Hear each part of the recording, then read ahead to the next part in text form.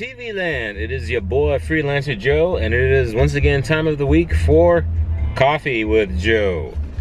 Yes, coffee with Joe. Well, first of all, it is the time of the week when we sit back, relax a little bit more, and we just recap and review the past week's events in summary. Trying to identify what went right, what went wrong, so that we know what we should keep doing and what we should probably not keep doing. And that's very important because, as Freelancer Joe always says, usually always says, if you want to get someplace specific, it helps to pay attention to where you've been. It also helps to know if you actually want to go someplace specific, but that's neither here nor there right now.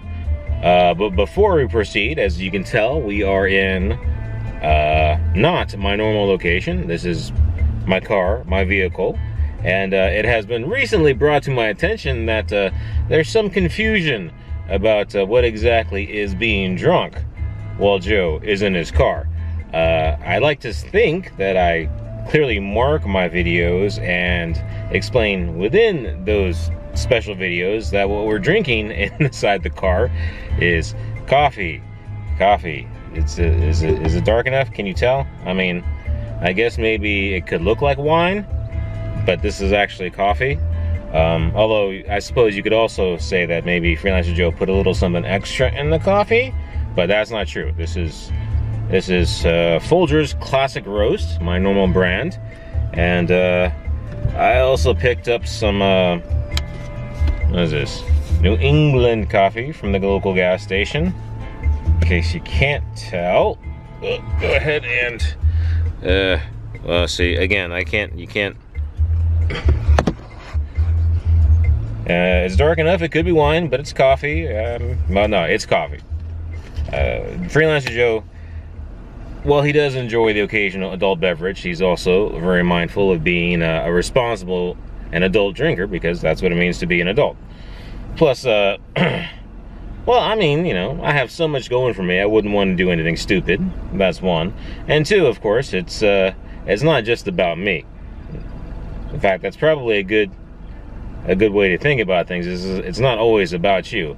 Sure, maybe you think you're okay, but if you make a mistake, well, drinking and driving, for example, it's other people that pay it. So, do try and be mindful. However, that's not something I do because, again, this is coffee. In fact, I think I will clearly mark the episodes. It's Coffee with Joe. But I'm pretty certain I marked those episodes as Coffee with Joe. Well, at least that's my thought. But anyway. That's some good coffee, though. So how y'all doing on this fine and wonderful Saturday morning? It does look pretty bright outside, doesn't it? It's not quite that bright, though. Let me see here. Oh, it does look bright, doesn't it? But I think that's actually just a street light. So the light is playing tricks with you. Anyway, I hope you're having a wonderful Saturday, or whenever it is you're watching this. I am, of course, en route to my super secret undisclosed location where I will be spending today. But I wanted to knock this video out as quickly as possible, just to ensure that I had that sweet content for you, my wonderful and loyal viewers. Let me see, before we dig, well, maybe we can, I don't know if we should consider this part of the recap, but old Freelancer Joe, this is May, and May is when Freelancer Joe does his biannual activities, one being the visit to the butcher/dentist, which I already did and I complained about, or kvetched, as I would normally do, and that would be on Tuesday. And then the other biannual thing I have to do, it's highly recommended that one do, is that I take my vehicle in for its normal maintenance. Remember the old days when it used to be every 3 months or 3,000 miles? Now for me it's like 6 months and 6,000 miles. So that's much more convenient. Although I also had to do, there is an annual thing, which is a vehicle inspection as mandated by the state, and then an emissions inspection. That's actually every 2 years, I believe.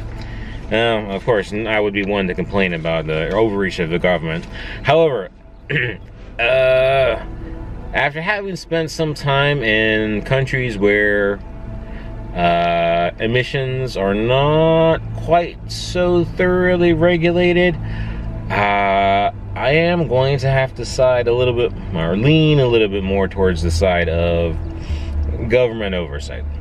And it's always a balance thing. I'm not I admit I'm reflexively against the exercise of government power, reflexively, but I understand that there's a balance. There's some things that you probably are better it's probably better off left to oversight. You keep a close eye on it though. But you know, this is, I think, one of them, and this is how I look at it, right?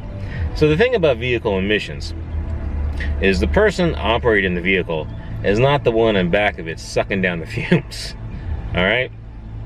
So people do tend to, well, one, be somewhat inconsiderate of others. Two, also emissions is kind of a long-term thing, and many people also have a weakness when it comes to long-term thought processes or just forecasting into the future. So those two reasons alone, I would tend to see towards oversight by an external authority. Now, well, okay, so then what about vehicle gas mileage? How do you feel about that, Freelancer Joe? It's like, well, in that particular case, no, I'm actually kind of against government mandating for that. And here's my reasoning for that. Remember what I said before about vehicle emissions? The guy driving the vehicle isn't in the back of it sucking down the fumes? Well, as far as vehicle gas mileage, the guy driving the vehicle has to is the one filling up the tank. So they are acutely aware it actively impacts them. So they are far more mindful about that. So if they're willing to pay the price for a vehicle that gets 10 miles to the gallon, that's on them. All right, so I've got no problem with that. Vehicle safety, however, is an interesting in between.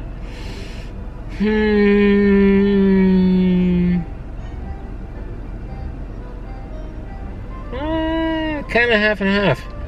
It's the on the one hand, it does actively impact the person that drives the vehicle, so you think they would be more mindful of it. This is true. However, it's also falls into that long-term thinking thing. So they say, well, it just affects them. It's like, yeah, but if they get injured and then they can't foot the bill, and then the government covers it. I would lean more towards letting the individual decide. There might be some bare minimum of involvement I might accept. Anyway, but on the regulation, emissions thing, I'm more towards on the side of government oversight. Gas mileage, no. All right, but anyway, that's so what do we have to do? Did we pass our emission inspection? Of course. This is only a 4-cylinder engine. It's an econo box. It's emissions, whatever. There are lawnmowers that spew out more emissions than this thing. As for the vehicle inspection, though, let me see. What did I have to get changed? I think there was only one thing two wipers. That makes sense.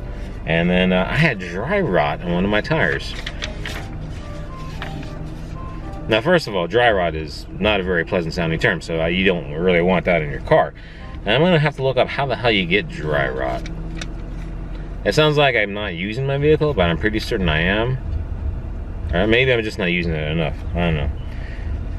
Of course, you would think, oh, well, that doesn't sound so bad. Just one tire and wipers. And then the inspection fee is only 16 bucks. This is reasonable. And what was the emission inspection was, I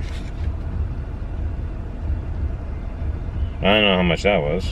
They don't have a price tag on it. Well, somewhere. I mean, all they do nowadays is they plug in the OBD thing, so that's fine. However, I also do the normal preventative maintenance, which, you know, is the oil and the lubrication, all that. But of course, when you go to the dealer, and I do go to the dealer, I stopped going to Jiffy Lube a long time ago, and I gave up doing this stuff myself a long time ago. Let me see what the big things were. What were the big things? Well, the tire was a fairly expensive thing, that's no doubt. What do we get here? Okay, yeah. Wiper blades. Two things. Two outstanding things, which most people wouldn't normally do, but I do just because, for the heck of it. Well, number one was the serpentine belt probably needed replacing. Probably.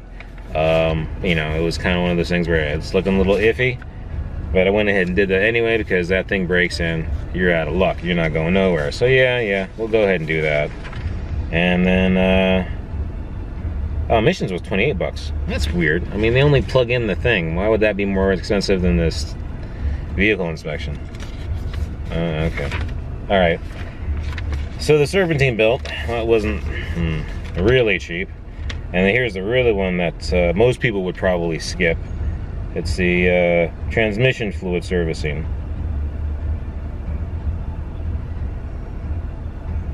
Although now I look at it, it's automatic transmission servicing. Which is odd because I drive a manual. But I'm pretty certain even manuals, there are transmission fluids in there.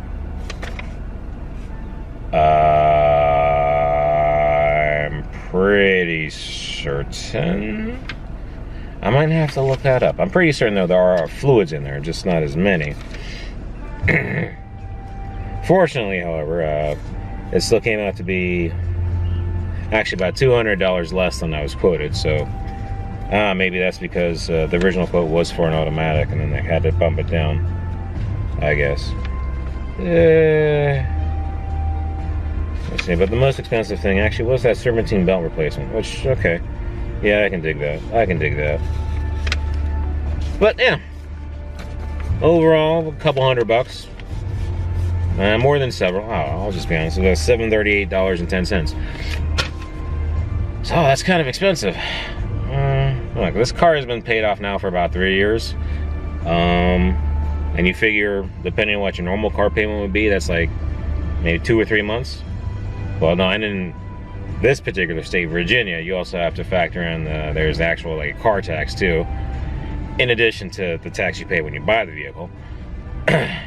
So, I mean, as opposed to actually having a new vehicle with a monthly car payment, and you've got to deal with that yearly car tax, and no doubt the higher insurance rates associated with a new vehicle, you know what?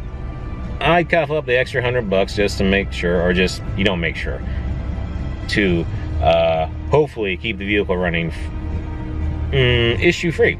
And so far the car's treated me pretty darn well. I suppose the one thing that has really benefited this vehicle, two things. One is I actually don't drive it that far, and two is that I don't mess around with it that much. My first two vehicles, I tried doing things myself.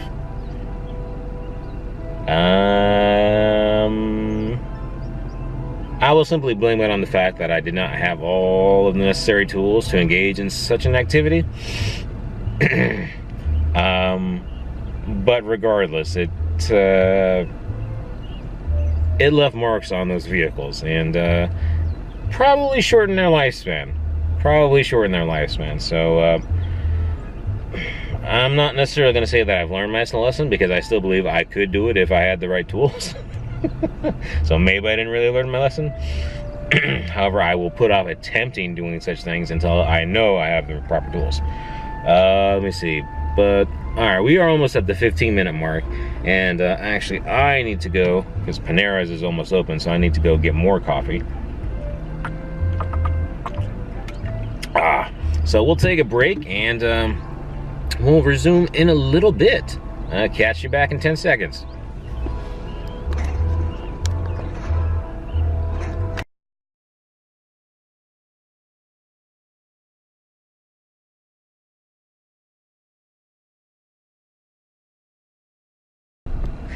And we're back. Are we back?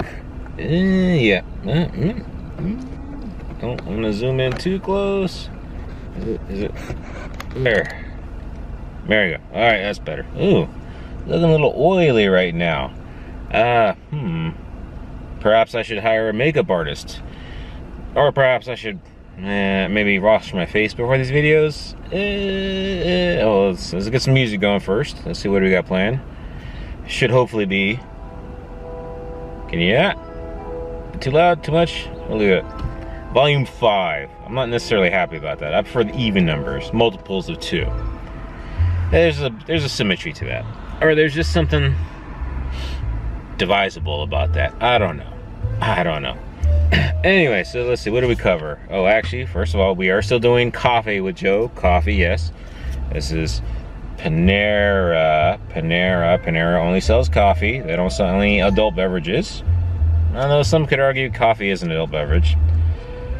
And I imagine in one possible dystopian future, caffeine will be outlawed. And I would be a caffeine rebel. I would be a key figurehead in La Resistance against such tyranny. Not that I couldn't imagine life without caffeine. Caffeine's great and all, but it's not that necessary. I mean, technically speaking, with a properly balanced diet, you really don't need the little bolts of energy, boosts of energy you get from caffeine. So, nicotine, on the other hand, might have a problem with not having any nicotine. I'm not saying I have an addictive personality, but since so many people get addicted to me, I totally understand the whole thing about addiction. Anyway, so what do we do? Now, let me see. Actually, in between sets, of course, I went to Panera. I also stopped by Wally World to pick up some stuff. And let me see. We covered yesterday's big event, which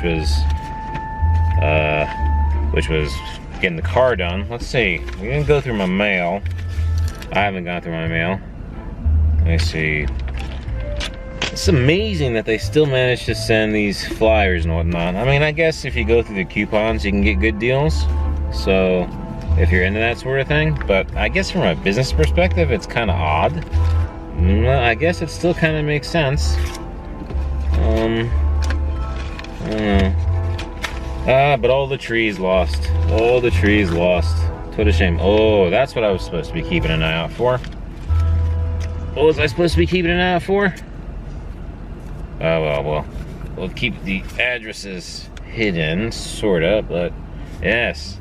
This is actually a card for Mama Bear for my birthday. Although it's not supposedly a birthday card. Apparently it was a card she's been holding on to for some time, waiting for the right time to send it. So now my curiosity is piqued, I should say, about what sort of card requires special timing. I imagine all well thought out cards would. Okay.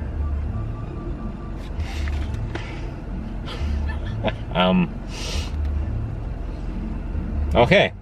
All right. Yes, I can see how you would have to be in a certain mindset in order to send this particular card. Don't make me do this to you.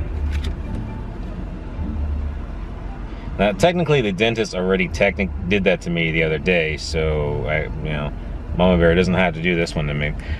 I'm speechless.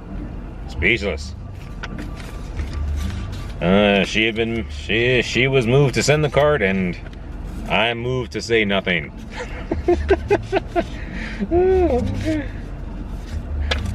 I hope that doesn't get flagged by PETA or whatever in my video. Let me see what we got here. Credit Union wants me to do more stuff. Citibank wants me to do more stuff. Geico, Progressive, they want my money. What is this?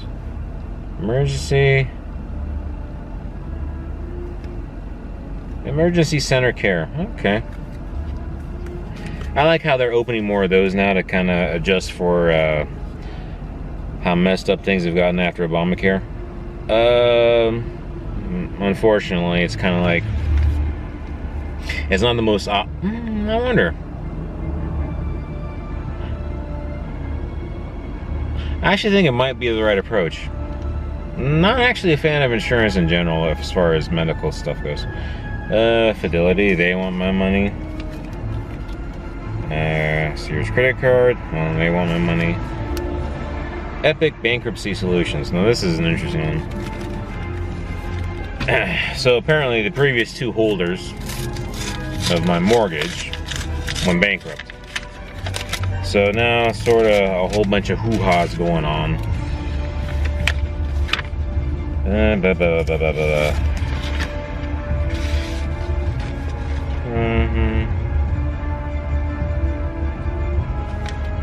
So there is an extended deadline for consumer borrowers to file.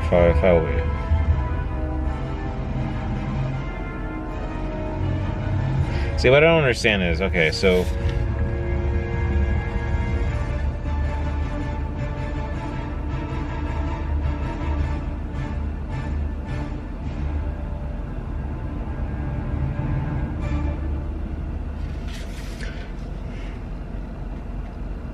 I mean, it's kind of weird, right? It's like,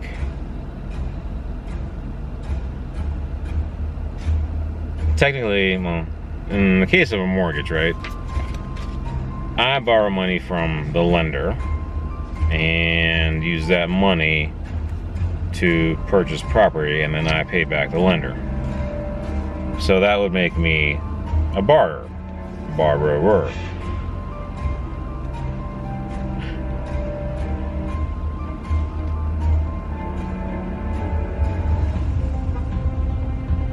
But if said lender goes bankrupt,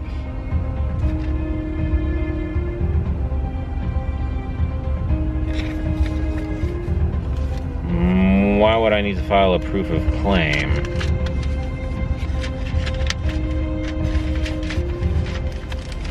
I mean, unless I suppose they hold the asset for the property, and then that would get divvied up. But then why would I need to file a proof of claim since... shenanigans. Shenanigans, I say. Yeah, well. Hopefully it'll all sort itself out. I can't really take such a laissez-faire attitude, but it also goes to show you how complicated things have gotten. And complication is not a good thing in general. Ooh, that's actually gotten a little loud, hasn't it?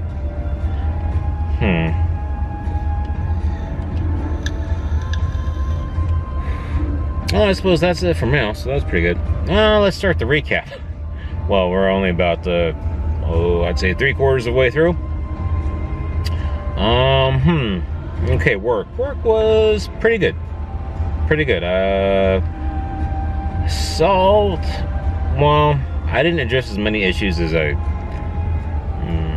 don't want to say necessarily was on the hook for, as many issues as I would. Ooh, definitely can't play that.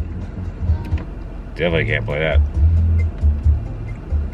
So I didn't solve as many issues as I would have liked to, but I did solve the hardest issues that was on my plate. So overall, I'm happy with that. And then the next thing I want to work on, so I try to focus on the big chunks, right? Not necessarily a whole bunch of little things, because if you leave a whole bunch of little things for later, then when there's lulls in work, you can just kind of space them out, and it makes it look like you're busy. Plus, you know, you get more bang for the buck solving the big problems. Solving the big problems is, bigger strides, and also it helps you identify bigger issues if there are any. Although sometimes those small ones do sneak up on you, so you gotta pay attention to those. But overall, that's pretty good. I do feel like I want to try and focus a little more on work. So there's that. Training wise was good up until Friday. Actually, I came in probably the lowest I've been since, weight-wise anyway, from the deviation from my schedule back in February. So that's good. So I think I kind of sort of figured it out, which unfortunately, of course, is now at the end of the 6 to 8 week training cycle in which I have to take a break. So just as I figured it all out, I'm going to gain weight back. So that's that. But as long as I don't forget what I did to get down and I stick with it, once I go back on the 6 to 8 week training cycle, I should get it back fairly quickly. Presuming, of course, that I don't also go gonzo during my week off. But unfortunately, the last training session deadlift was on Friday, and I did injure myself on set number 4 of 5, which is, it's really weird because it felt like it was like the front abdominal that kind of cramped up. But now that I'm waddling around today, it's definitely like the lower back part of the muscles that are responsible for rotation on side to side. So suffice to say, well, on the one hand, it's great now that I at least have a week off to recover, and it's also a clear indication that I'm gonna have to take a break anyway to recover. But it is a little bit disappointing that I did manage to injure myself like that. The form was good. You wouldn't think that. You'd figure it'd be like your leg or your knee or your back to actually signal an issue when doing a deadlift. Maybe even like the forearms or the biceps, not the front of the abdominals. So that's really odd. But yeah, I have a week off now to recover, so I'll just have to try and ice my back, and hopefully ice my back in the next few days. Hopefully I can get mobile enough for by Monday.